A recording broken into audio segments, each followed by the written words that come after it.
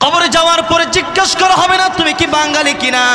কবরে যাওয়ার পরে জিজ্ঞাসা করা হবে না তুমি কি ইন্ডিয়ান কিনা। কবরে যাওয়ার পরে জিজ্ঞাসা করা হবে না তুমি কি চাইনিজ কিনা। কবরে যাওয়ার পরে জিজ্ঞাসা করা হবে না তুমি মালয়েশিয়ান কিনা। কবরে যাওয়ার পরে জিজ্ঞাসা করা হবে না তুমি কি আমেরিকান কিনা, তুমি কি জর্ডান, তুমি লেবানন, কোন দেশ মিডল ইস্টের কিনা। কোনো পরিচয় জিজ্ঞাসা করা হবে না, কেবলমাত্র তিনটি প্রশ্ন করা হবে। প্রথম প্রশ্নের নাম হলো মান রব্বুকা, তোমার রব কে, বলে আল্লাহ। এরপরে জিজ্ঞাসা করা হবে আমা দীনুকা, তোমার দিন কি। এই প্রশ্ন দ্বিতীয় নম্বরে চলে আসবে। কিন্তু কথা হচ্ছে যারা মনে করে যে আমার দেশ আমার আগে, তারা অবশ্যই আমি রাজনৈতিক যারা যে সমস্ত ব্যক্তিবর্গ আছে তাদের কথা বলছে। অনেকেই বলে যে আমার দেশ আগে, ইসলাম আগে না। নাউজুবিল্লাহ। কেন? তাদের তো ভিতরে আসলে ঈমান নাই। ঈমান কারে বলে ওইটাই জানে না। ঈমানের আন্দোলনে ডাক দিলে পরে তাদেরকে দেখা যায় না। রাজনীতির জন্য, দেশের জন্য কত মানুষ জীবন পর্যন্ত দিয়া দেয়, অথচ ঈমানের জন্য জীবন দেয় না, কোরআনের জন্য জীবন দেয় না। আল্লাহ ও তার রাসূলের জন্য যারা জীবন দেয় না তাদের মতো হতভাগা আর কি আছে। দেশ যারা বলে বড়, এদের তো বোঝা দরকার কবরে যাওয়ার পরে এই পৃথিবী ধ্বংস হয়ে যাবে, আমিও ধ্বংস হয়ে যাব, পৃথিবীও ধ্বংস হয়ে যাবে। ইন্নাস সাআতা আতিয়াতুন আকাদু উখফিহা লিতুজজা কুল্লু নাফসিন বিমা তাসআ। আল্লাহ রাব্বুল আলামিন বললেন নিশ্চয়ই কিয়ামত আসবে, এটাকে আমি আল্লাহ গোপন করে রেখে দিয়েছি যাতে করে প্রত্যেক নফসের বদলা আমি আল্লাহ রাব্বুল আলামিন তাদেরকে বুঝাইয়া দিতে পারি, পাওনা আমি বুঝাইয়া দিতে পারি।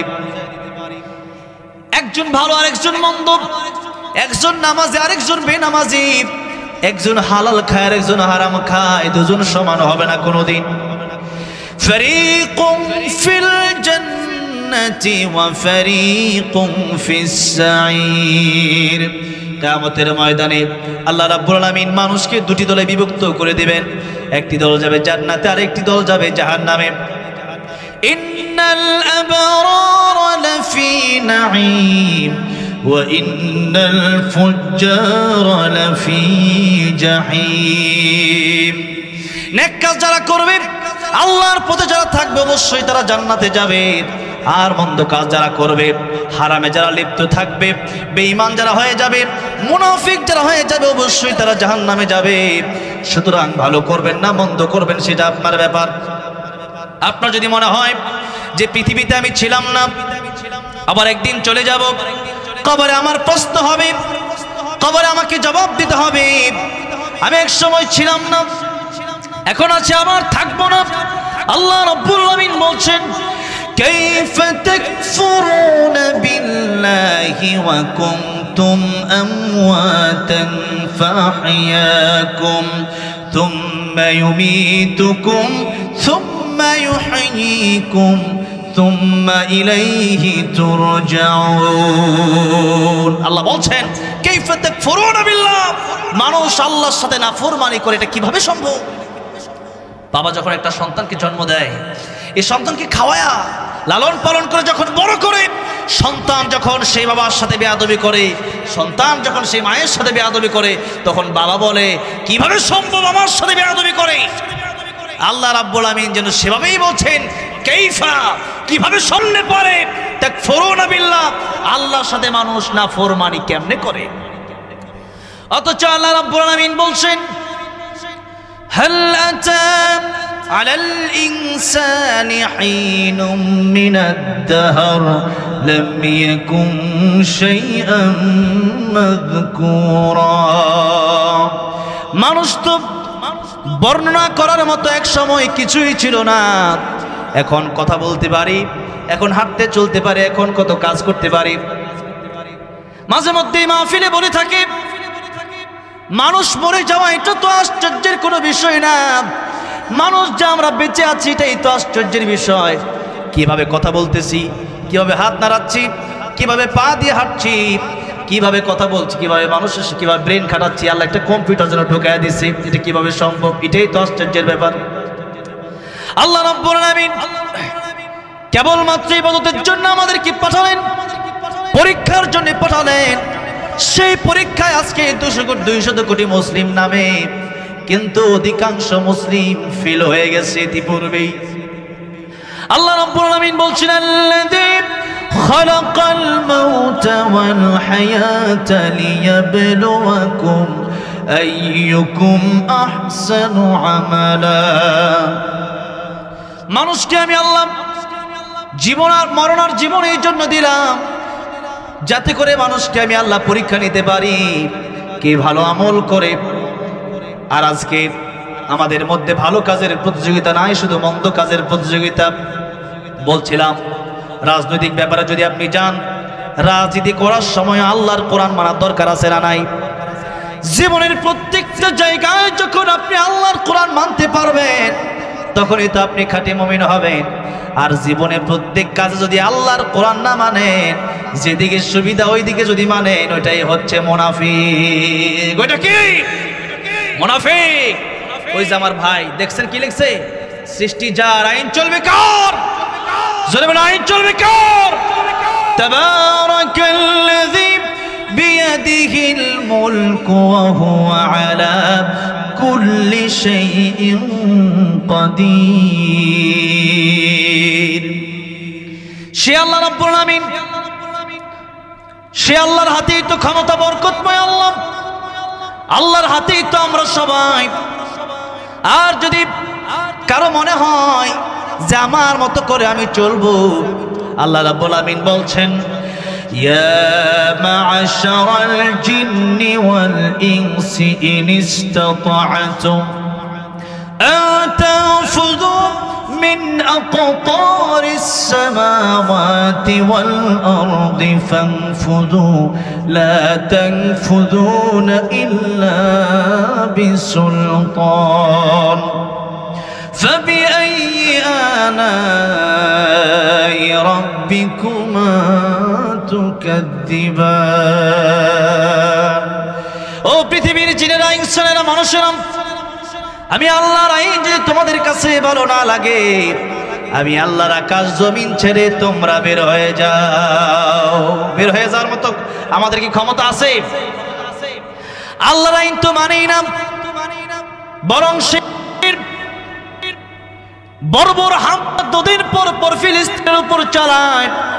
একটাই কারণ, সেটা হচ্ছে কেন তারা মুসলমান, আল্লাহর ইবাদত তারা কেন করে? একটা মাত্র কারণেই তারা ইসরায়েল ফিলিস্তিনের উপর হামলা চালায়। কিন্তু কথা হচ্ছে, ইসরায়েল তো এখনো, ফিলিস্তিন তো এখনো ভয় পায় না, মুসলমান তো এখনো ভয় পায় নাই। কেন ভয় পায় নাই? তারা জানে যে মূলত তো এই জমিন আসমান তো আমাদের জন্যই, শুধু আমাদের জন্যই আসমান জমিন না। আল্লাহর নবী বিশ্ব নবী রাহমাতুল লিল আলামিন বলেছেন, পৃথিবীতে যতক্ষণ পর্যন্ত একজন ইমানদার থাকবে, ততক্ষণ পর্যন্ত পৃথিবী কিয়ামত হবে না, পৃথিবী ধ্বংস হয়ে যাবে না। সুতরাং একজন ইমানদার যতক্ষণ পর্যন্ত বেঁচে থাকবে, ততক্ষণ পর্যন্ত ট্রাম্প বেঁচে থাকবে, ততক্ষণ পর্যন্ত মোদি বেঁচে থাকবে, ততক্ষণ পর্যন্ত নেতানিয়াহু বেঁচে থাকবে, ততদিন পর্যন্ত ম্যাক্রো বেঁচে থাকবে। যেদিন একজন ইমানদার থাকবে না, নেতানিয়াহু বাঁচতে পারবে না, ট্রাম্প বাঁচতে পারবে না, আমেরিকা আর এই ইসরায়েল একটাও থাকবে না। ঠিক না বেঠিক? সুতরাং কাদের জন্য খায়, কাদের কারণে বেঁচে আছে, সেটাও যারা জানে না, এদের মতো গাদ্দার কি পৃথিবীতে কেউ আছে নাকি?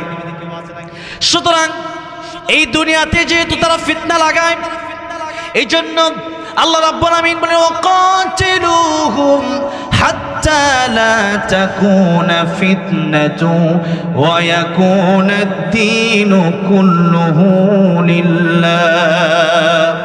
আল্লাহ রাব্বুল আলামিন বলেন, এই ফিতনা যতক্ষণ পর্যন্ত বন্ধ না করা হবে, জুলুম যতক্ষণ পর্যন্ত বন্ধ না করা হবে, আল্লাহর দিন যতক্ষণ পর্যন্ত জমিনে কায়েম না করা হবে, ততক্ষণ পর্যন্ত তোমরা আল্লাহর রাস্তায় লড়াই করো, জিহাদ করো। ঘোষণাকার জন্য সেনাবাহিনী, র্যাব আছে, বিডিআর আছে, নৌবাহিনী আছে, বিমান বাহিনী আছে। এই যে এতগুলা বাহিনী, তারা কি খালি মানুষকে গুলি করে? কিন্তু যখন পাল্টা আক্রমণ আসে, তখন আক্রমণ ঠেকানোর জন্য এই পিস্তলের দরকার আছে না নাই? কামানের দরকার আছে না নাই? বুলেটের দরকার আছে না নাই? সুতরাং এখন থেকে প্রস্তুতি নিতে হবে। আগামীতে যদি সশরীরে ফিলিস্তিনের পক্ষে জিহাদ করতে হয়, আল্লাহর দ্বীন কায়েমের জন্য ট্রেনিং করে সশরীরে যেতে রাজি আছেন কারা কারা তো হাত দেখতে চাই।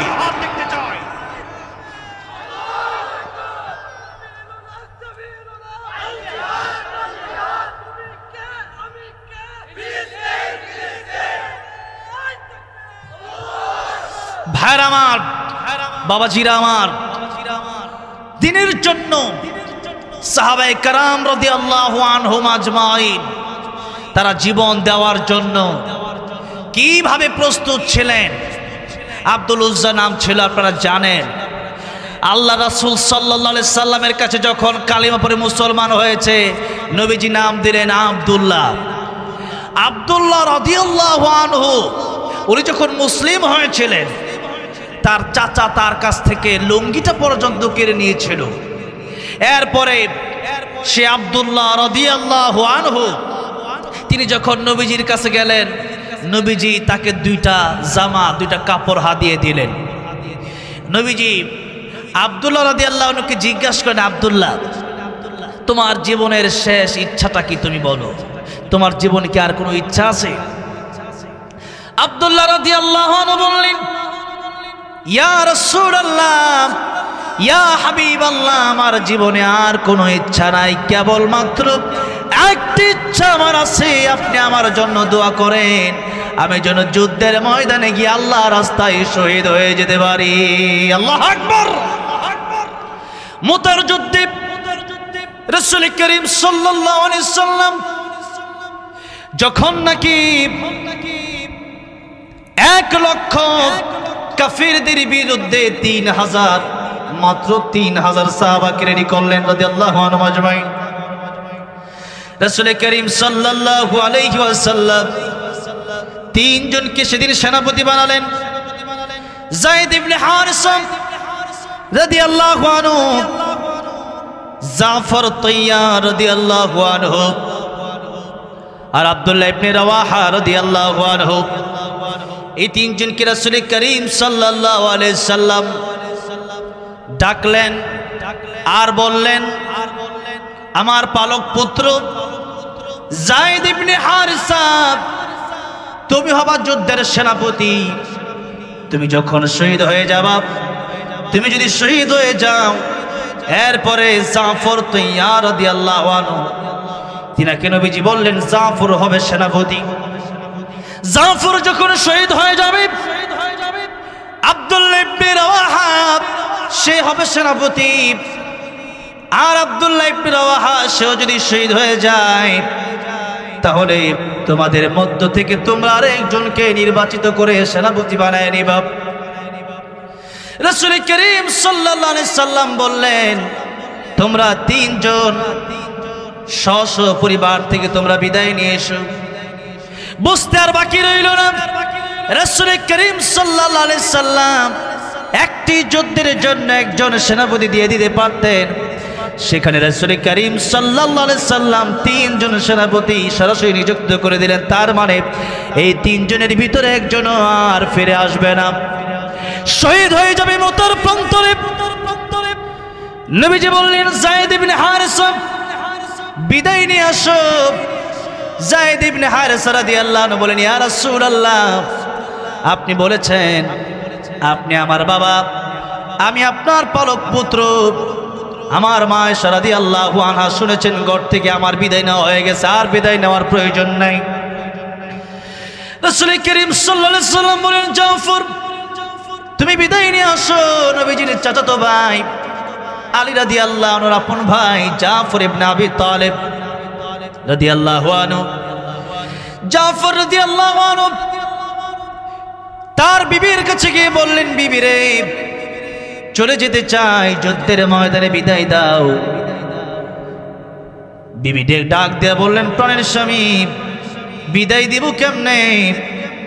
বিদায় দিতে মনে না চাইলেও বিদায় আমি তোমাকে দিবই, যেহেতু রাসূল করিম সাল্লাল্লাহু আলাইহি সাল্লাম তোমাকে সেনাপতি বানিয়েছেন। তবে তোমার জন্য আল্লাহ রাব্বুল আলামিনের কাছে একটি দোয়া করব, সেটি হচ্ছে আল্লাহ রাব্বুল আমিন যেন তোমারে আবার গাজী বানায় আমার ঘরে ফিরিয়ে নিয়ে আসে। হযরতে জাফর তাইয়ার রাদিয়াল্লাহু আনহু বললেন, স্ত্রী রে, এমন কথা বলো না, এমন দোয়া করো না, উল্টা দোয়া করো না। রাসূল করিম সাল্লাল্লাহু আলাইহি সাল্লাম আমার পূর্বে একজনকে সেনাপতি বানিয়েছেন, আমার পরেও আরেকজনকে সেনাপতি বানিয়েছেন, তার মানে আমি হয়তো আর ফিরে আসবো না। মুতার প্রান্তরে যুদ্ধের ময়দানে শহীদ হয়ে যাব, সে চিন্তা নিয়ে বের হচ্ছি। আমাকে বিদায় দাও, আমার সাথে তোমার আর দেখা হবে না দুনিয়ায়, দেখা হবে জান্নাতের ভিতরে। চলে যাচ্ছেন। ছোট্ট ছোট্ট দুটি মাসুম বাচ্চা কাঁদতেছে বাবার জন্য। ওদিকে স্ত্রী গলা কাটা কবুতরের মতো কাঁদছে। একবার ইতিহাসের পাতায় লেখা হয়, একটি বারের জন্য জাফর তাইয়ার রাদিয়াল্লাহু আনহু স্ত্রী আর বাচ্চাদের দিকে তাকায় না। আল্লাহু আকবার। চলে গেলেন যুদ্ধের ময়দানে। নবীজি বললেন, আব্দুল্লাহ ইবনে রাওয়াহা কেবলমাত্র নতুন বিবাহ করেছে। দুপুর বেলায় নবীজি সন্ধ্যার আগে অর্ডার দিলেন, যুদ্ধের ময়দানে তোমাকে সেনাপতি বানানো হলো, যাও বিদায় নিয়ে আসো। আব্দুল্লাহ ইবনে রাওয়াহা রাদিয়াল্লাহু আনহু দরজার বাইরে থেকে স্ত্রীকে ডাক দিলেন, স্ত্রী রে, আমি চলে যাচ্ছি যুদ্ধের ময়দানে, দেখার হবে না।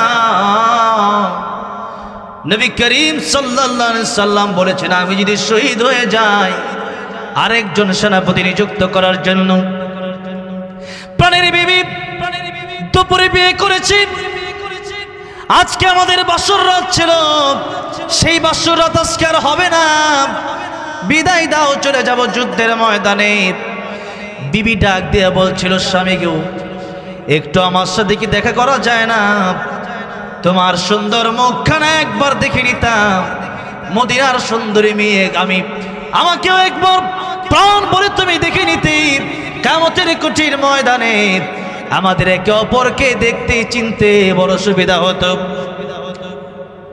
আব্দুল্লাহ ইবনে রাওয়াহা রাদিয়াল্লাহু আনহু ডেকে বললেন, প্রাণের স্ত্রী, সেই আশায় যদি তোমার থাকে, সেই ইচ্ছায় যদি তোমার থাকে, তাহলে আজকে তোমার সামনে আমি ঘরের ভিতরে গেলে হয়তো তোমার জন্য আমার ভালোবাসা জাগ্রত হবে, আমার তোমার দিকে লম্বা সময় আমার মহব্বত সৃষ্টি হবে।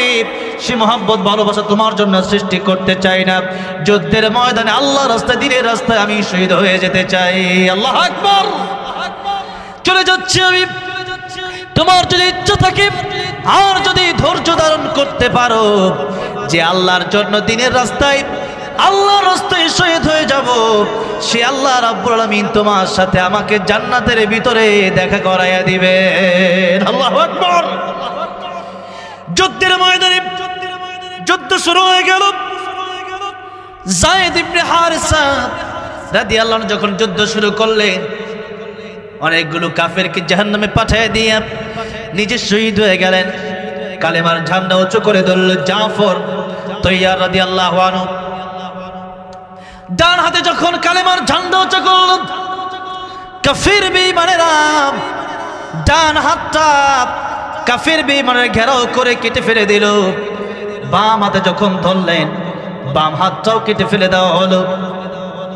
জাফর তাইয়ার রাদিয়াল্লাহু আনহু বললেন, একজন সাহাবীকে বললেন, ও সাহাবী, প্রাণের নবীকে আমার সালাম জানায় দিবা আর বলবা জীবনের শেষ মুহূর্ত পর্যন্ত কালেমার পতাকা, ইসলামের পতাকা, আল্লাহর দ্বীনের পতাকা আমি ছাড়ি নাই, আমি মাটিতে পড়তে দেই নাই, আমি কালিমার পতাকা বুকে জড়িয়েছিলাম। জাফর তাইয়ার রাদিয়াল্লাহু আনহু পা দিয়ে যখন উঁচু করে ধরলেন, দুটি পা কেটে ফেলা হলো। জাফর তাইয়ার রাদিয়াল্লাহু আনহু তিনি দাঁত দিয়ে কামড়ে ইসলামের পতাকা উঁচু করে রাখলেন। সাথে সাথে এই দেহ থেকে, বুক থেকে কল্লাটা আলাদা করে দেওয়া হলো, 6টা টুকরা হয়ে গেল। জাফর তাইয়ার রাদিয়াল্লাহু আনহু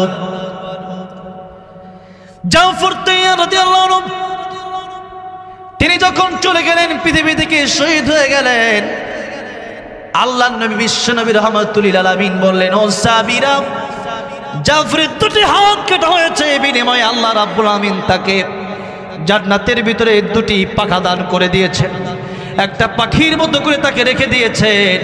সে জীবন্ত, আল্লাহ রাব্বুল আমিন তাকে জান্নাতে ঘোরার সুযোগ করে দিয়েছেন। আল্লাহু আকবার।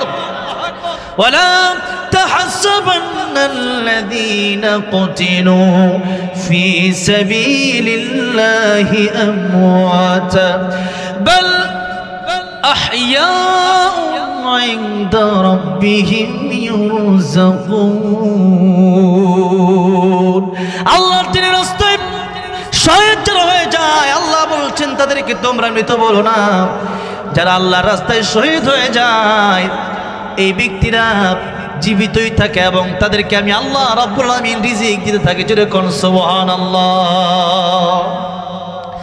জান্নাতে একজন সাহাবী স্বপ্নে দেখল, জাফর তাইয়ার রাদিয়াল্লাহু আনহুকে জিজ্ঞাসা করল, ও জাফর, আল্লাহ রাব্বুল আমিন তোমার সাথে কেমন আচরণ করেছেন? জাফর তাইয়ার রাদিয়াল্লাহু আনহু বলছেন, ও সাহাবী, আল্লাহ রাব্বুল আমিন আমাকে জিজ্ঞাসা করেছেন, তোমার কি আমার কাছে কোনো কিছু চাওয়ার আছে নাকি? তুমি তো আমার রাস্তায় শহীদ হয়েছ, দিনের রাস্তায় জীবন বিলায় দিয়েছো, আমি তোমার প্রতি খুশি। তোমার কি আমার কাছে কোনো কিছু চাওয়ার আছে? আমি আল্লাহর কাছে একটি কথাই বলছিলাম, আয় আল্লাহ রাব্বুল আমিন, আমার জান্নাতে আসার পরে আর কোনো কিছু চাওয়ার নাই, কিন্তু একটাই চাওয়ার, আমাকে যদি তুমি আরেকটা বার জীবন দিতাম, আরেকটা জীবন তোমার রাস্তায় আমি বিলাই দিতাম, আরেকটা জীবন তোমার রাস্তায় আমি জাফর কুরবানি করে দিতাম। আল্লাহু আকবার। সেদিন থেকে জাফর তাইয়ার নাম হয়েছে সাবির। তৈয়ার মানে পাখি, অরন্ত পাখি যার ডানা আছে। জাফর তৈয়ার মানে জান্নাতে জাফর রাদিয়াল্লাহু আনহু উঠতেছে, উড়ে বেড়াচ্ছে। আল্লাহু আকবার। এই তো হচ্ছে শহীদ। রাসূল করিম সাল্লাল্লাহু আলাইহি সাল্লাম বলেন, আমার বড় ইচ্ছা হয় আমি যুদ্ধের ময়দানে যাই, আমি দিনের আল্লাহর রাস্তায় শহীদ হয়ে যাই, আমাকে আল্লাহ রাব্বুল আমিন আরেকটা জীবন দান করেন, আমি আবার শহীদ হয়ে যাই, আল্লাহ রাব্বুল আমিন আমাকে আবার জীবন দান করেন, আমি আবার শহীদ হয়ে যাই। যতবার জীবন পাই ততবার যেন আমি শহীদ হয়ে যাই। আল্লাহু আকবার। শহীদ মৃত্যুর চাইতে সুন্দর কোনো মৃত্যু নাই। শহীদ মৃত্যু হলে পৃথিবীর সব জায়গায় যে কোনো অবস্থায় মৃত্যুবরণ করলে পরে গোসল দেওয়া লাগে, কাফনের কাপড় পরানো লাগে, কিন্তু একজন মানুষ যখন আল্লাহর দ্বীনের রাস্তায় যখন শহীদ হয়ে যায়, তখন তারে আলাদা কাফনের কাপড় দেওয়া লাগে না, আলাদা গোসল করানোর প্রয়োজন হয় না। কেন? সে ব্যক্তি এই অবস্থায়, রক্তমাখা অবস্থায় যেই কাপড় পরেছিল, সেই কাপড় পরা অবস্থায় কিয়ামতের কঠিন ময়দানে আল্লাহর দরবারে উঠবে। আল্লাহ রাব্বুল আমিন জিজ্ঞাসা করবে, তোমার এই অবস্থা কেন? শহীদ ডাক দেয়া বলবে, এই আল্লাহ রাব্বুল আমিন, তুমি কি দেখো না দিনের জন্য নিজের জীবনকে বিলায় দিয়েছিলাম। আল্লাহ বলবেন, বিনা হিসাবে আজকে তোমাকে জান্নাতের মেহমান বানিয়ে দিলাম। জান্নাতে যাওয়ার সবচেয়ে সহজ পদ্ধতি হচ্ছে যুদ্ধের ময়দানে আল্লাহর রাস্তায় শহীদ হওয়া। আল্লাহর রাস্তায় শহীদ যারা হয়ে যায়, রাসূল করিম সাল্লাল্লাহু আলাইহি সাল্লাম বলেছেন, পিপিলিকা কামড় দিলে যতটা না কষ্ট হয়, এর চেয়ে বেশি কষ্ট হয় না। শহীদ মৃত্যু এত সহজ। জোরে কোন সুবহানাল্লাহ। ভাইয়ের আমার, বাবাজিরা আমার, আজকে আমরা এই পৃথিবীতে এমন একটা অবস্থানে আছি যে অবস্থানে আমাদের ঈমান বড় দুর্বল হয়ে গেছে, যে অবস্থায় আমরা আমাদের ঈমানকে টিকা রাখাটাই কষ্ট হয়ে গেছে। আর জিহাদ সম্পর্কে তো আমাদের ধারণাই নাই। আমরা মাঝে মধ্যে বলি যে আমরা শহীদ হয়ে যাব, আমরা চলে যাব, আমরা সেখানে গিয়ে তারা বুম মারবে, আমরাও মরে যাব। এটা এমন বিষয়টা এরকম না। যুদ্ধ মানে হচ্ছে, জিহাদ মানে হচ্ছে আল্লাহর দ্বীন বিজয় করা, আল্লাহর দ্বীনকে পৃথিবীতে কায়েম করা, ফিতনা ফাসাদ শিরিক বেদাত এই পৃথিবী থেকে মুক্ত করা। এখন শিরিক বেদাত যদি মুক্ত করতে চান, এই পৃথিবীতে যদি আল্লাহর দ্বীন কায়েম করতে চান, সেটা হতে পারে আপনার কথার মাধ্যমে, সেটা হতে পারে আপনার কাজের মাধ্যমে, সেটা হতে পারে আপনার যুদ্ধের ময়দানে, সেটা হতে পারে আপনার অর্থের মাধ্যমে। যখন যেভাবে যেটাই দেওয়া লাগবে সেটাই দিতে রাজি যখন আপনি থাকবেন, তখন বোঝা যাবে আপনি প্রকৃত ঈমানদার। আর যদি মনে করেন না, এই যুদ্ধের ময়দানে গেলে যুদ্ধকে, জিহাদকে যারা জাতিসংঘ যারা তৈরি করছে, এই ট্রাম্প আর নেতানিয়াহু, এরা বলেছিল এই যুদ্ধ। এরপরে আমাদের বড় দুঃখ লাগে, আমাদের দেশের কিছু মুসলিমরাও যখন কলম লেখে, যখন পত্রিকা লেখে, তখন এই কথাগুলো বলে যে হুজুর জিহাদ করে লাভ কি, জিহাদ তো আপনি মনে মনে করেন, আপনি ওইটা করেন, এটা করেন, এরকম পেশায়া আমাদেরকে অনেক কথাই বলে। এরপরে যখন সাংবাদিকরা নিউজ করে, মাঝে মধ্যে বলে যে কিছু ইসলামিক বই আর কিছু জিহাদি বই পাওয়া গেছে, তার মানে ইসলামী বই আলাদা, জিহাদি বই আলাদা। বিষয়টি এরকম না। ইসলাম আর জিহাদ এখান থেকে আলাদা করার কোনো সিস্টেম নাই। ইসলাম থেকে যেমন নামাজ আলাদা করতে পারবে না, ইসলাম থেকে যেমন রোজা আলাদা করতে পারবে না, ইসলাম থেকে যেমন কোরআন আলাদা করতে পারবে না, ইসলাম থেকে যেমন হাদিস আলাদা করতে পারবে না, ঠিক তেমনি ভাবে ইসলাম থেকে জিহাদকেও আলাদা করতে চায়। এরা এই পৃথিবীতে মুনাফিকি কায়েম করতে চায়, দিনকে বরবাদ করতে চায়। বাবাজিরা আমার, দিন কায়েমের জন্য আমাকে আপনাকে কষ্ট করতে হবে। এই দুনিয়াতে আসছি, আমি বলেছিলাম আর দুনিয়া সিজনুল মুমিন ও জান্নাতুল কাফির। এই দুনিয়াতে আসছে, এই দুনিয়া আমাদের জন্য কষ্টের জায়গা, এই দুনিয়া আমাদের জন্য আরামের জায়গা নয়। যার কারণে এই দুনিয়াতে যেহেতু এসেছি একবার, মরবো একবার। বিড়ালের মতো না সিংহের মতো? জোরে বলেন, বিড়ালের মতো না সিংহের মতো? সিংহের মতো আমরা মরতে চাই, বিড়ালের মতো 500 বছর বেঁচে থাকার কোনো লাভ নাই। সিংহের মতো 1 ঘন্টা বসতে চাই, ঠিক না ঠিক? সুতরাং আমরা প্রতিজ্ঞাবদ্ধ হতে হবে এবং এই দেশে ট্রেনিং চালু করতে হবে। যুদ্ধে গিয়ে শহীদ হয়ে যাব, এরপরে আমাদের এই যে একজন শিল্পী ছিলেন এই বাংলাদেশে, একজন জাগ্রত বিপ্লবী একজন শিল্পী ছিলেন আইনুদ্দিন আল আজাদ রহমতুল্লাহ। তিনি চলে গেছেন পৃথিবী থেকে। সেই আইনুদ্দিন আল আজাদ রহমতুল্লাহ লিখেছিলেন যে মসজিদের কোণে বসে জিকির করলে হবে না। তিনি বলেছিলেন, মসজিদের কোণে বসে জিকির যত করই কষে, মসজিদের কোণে বসে জিকির যত করই কষে, এভাবে যায় না পাওয়া আল্লাহকে, এভাবে যায় না পাওয়া আল্লাহকে। কি হবে বেঁচে থেকে অযথা বিদ্যা শিখে, যদি না গড়তে পারো শোষণবিহীন সমাজটাকে? কি হবে বেঁচে থেকে, ঠিক কিনা? কি হবে আলেম হয়ে ইমাম সেজে সমাজেতে, পারো যদি সত্য কথা উচ্চ স্বরে না বলিতে? চাকরির ভয় করো যদি ছেড়ে দাও ওই না গদি, চাকরির ভয় করো যদি ছেড়ে দাও ওই না গদি। কি হবে ধোঁকা দিয়ে আল্লাহকে, কি হবে ধোঁকা দিয়ে আল্লাহকে? কি হবে বেঁচে থেকে অযথা বিদ্যা শিখে, যদি না গড়তে পারো শোষণবিহীন সমাজটাকে? কি হবে বেঁচে থেকে? হ্যাঁ আমার বাবাজিরা, আমার কথা হচ্ছে যে আমরা যে সময়টা এসে পৌঁছেছি, ইমাম মাহদি খুব দ্রুতই আমাদের সামনে করোনার চেয়ে চলে আসবে। সুতরাং আমাদের প্রস্তুতি নিতে হবে। প্রস্তুতি ছাড়া যদি যাই, গিয়া মরে গেলাম, শহীদ হয়ে গেলাম, তাই লাভ কি? আগে 500 লোক মারবার পরে নিজে মরলেন, এটা লাভ আছে, ঠিক না? ঠিক বলেন। এখন আপনি যদি না, তারা মরলো আমিও মরে গেলাম, এই মরাতে লাভ কি? ঠিক আছে, আপনার বুকে তামান্না থাকতে হবে। রাসূল কারীম সাল্লাল্লাহু আলাইহি সাল্লাম বলেছেন, দেখেন জিহাদের 2টা অবস্থা, একটা হচ্ছে জরুরি অবস্থা আর একটা হচ্ছে সাধারণ অবস্থা। এখন জরুরি অবস্থায় যখন ডাক দেওয়া হবে, এখন পৃথিবীর সমস্ত যারা বড় বড় ওলামায়ে কেরাম মুফতি সাহেবরা ফতোয়া দিয়েছেন, আন্তর্জাতিক ফতোয়া বোর্ড থেকে ফতোয়া এসেছে, জিহাদ করা প্রত্যেকটা পৃথিবীর মুসলিমের জন্য, যারা বালিগ আছে, যারা বুঝমান, সবার জন্য জিহাদ করা ফরজ হয়ে গেছে। এখন আর বসে থাকলে চলবে না। কিন্তু এখনো আমরা কিছুই করতে পারছি না, কেবলমাত্র আন্দোলন ছাড়া। কিন্তু এখন আমাদের এমন একটা অবস্থা যে আমাদের বাংলাদেশ থেকে যদি আমরা একজন নেতা পেতাম, যদি আমরা কোনো সিস্টেম পেতাম, আমি মনে করি পৃথিবীর মধ্যে সবচেয়ে ঈমান বেশি বাংলাদেশের মানুষের। আলহামদুলিল্লাহ বলেন। কারণ আপনারা তো আসেনই হবিগঞ্জে, আমি তো পৃথিবীর অনেক রাষ্ট্রে গেছি। যাওয়ার পরে যতটুকু বুঝলাম, বেশি ঈমান নিয়ে চর্চা যদি কেউ করে, আমি সৌদি আরবের চেয়ে বেশি মনে করি বাংলাদেশি করে। আলহামদুলিল্লাহ বলেন। বাংলাদেশ আল্লাহ এত আলেম দিয়েছেন, কারণ বর্তমানে সৌদি আরব দেখা শেষ। আরব মানুষ বুঝে ফেলছে এখন যে অনেক বড় বড় নেতা এখন দেখছি যারা অনেক বুলি উড়াইছে এতদিন, কিন্তু বুলি উড়াইতে পারলেও কাজে ঠনঠনা তারা, ঠিক না ঠিক বলেন? আলহামদুলিল্লাহ, আল্লাহ আমাদেরকে যেই পজিশনে রেখেছেন আল্লাহ দরবারে হাজারো কোটি শুকরিয়া। কিন্তু আল্লাহ রাব্বুল আমিনের কাছে দোয়া করি আল্লাহ যেন এই পথ থেকে আমাদেরকে সরায় না দেয়, আল্লাহ রাব্বুল আমিন যেন আমাদেরকে জিহাদের পথ থেকে সরায় না দেয়। রাসূল করিম সাল্লাল্লাহু আলাইহি সাল্লাম বলেছেন যে তোমরা সাধারণ অবস্থায় যুদ্ধের তামান্না অন্তরে রাখবা, যুদ্ধের তামান্না যদি কারো অন্তরে না থাকে, জিহাদের প্রেরণা যদি কারো অন্তরে না থাকে, সে ব্যক্তি মুনাফিক হয়ে মারা যাবে। সে ব্যক্তি কি হয়ে মারা যাবে? আমরা কি কেউ মুনাফিক হয়ে মারা যেতে চাই? মুনাফিক হয়ে মরতে চাই না, আমরা ইমানদার হয়ে মরতে চাই। আর দুনিয়াতে এই কয়েকদিন চলে যাব, যে কোনো সময় চলে যাব। দুনিয়াতে আল্লাহর যত বিধান আছে, আল্লাহর বিধানের মধ্যে জিহাদ হলো একটি আল্লাহর প্রিয় বিধান। যেই বিধান আল্লাহ রাব্বুল আমিন দিয়েছেন গজব হিসাবে নয়, বরং জিহাদ আল্লাহ রাব্বুল আমিন রহমত হিসাবে দিয়েছেন। কি হিসাবে দিয়েছেন বলেন? জিহাদ আসছে মানে কি? সবাই কি কচু কাটার জন্য আসছে?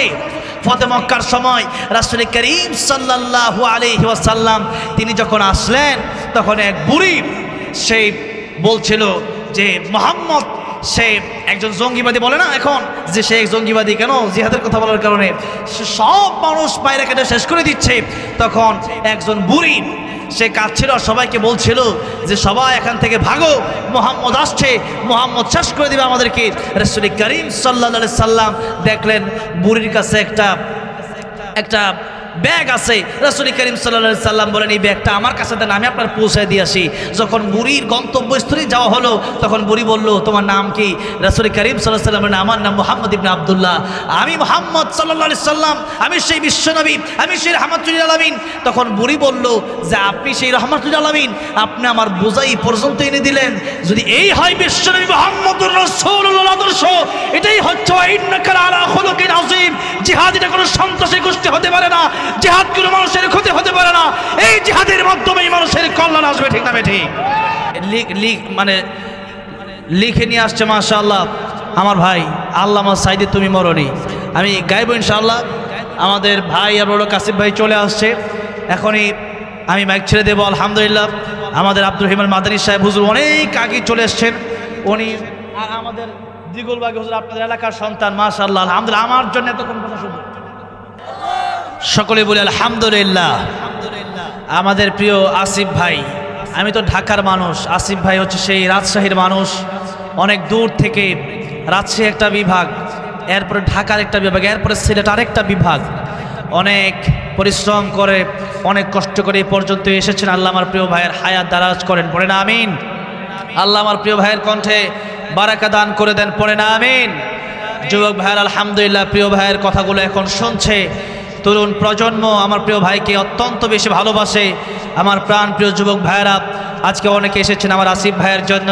আল্লাহ রাব্বুল আলামিন আমার আসিফ ভাইকে নেক হায়াত দান করেন, বলেন আমিন। আমার প্রিয় ভাই ওই যে সামনে থেকে সুন্দর একটি লেখা নিয়ে আসছে, আল্লামা সাইদি তুমি মরনি। আমার জীবনে যতটুকুন পেয়েছি একটি ইসলামী সঙ্গীত লিখে প্রিয় আল্লামা সাইদি রহমতুল্লাহ আলাইহি নিয়ে একটি মাত্র ইসলামী সঙ্গীত লিখে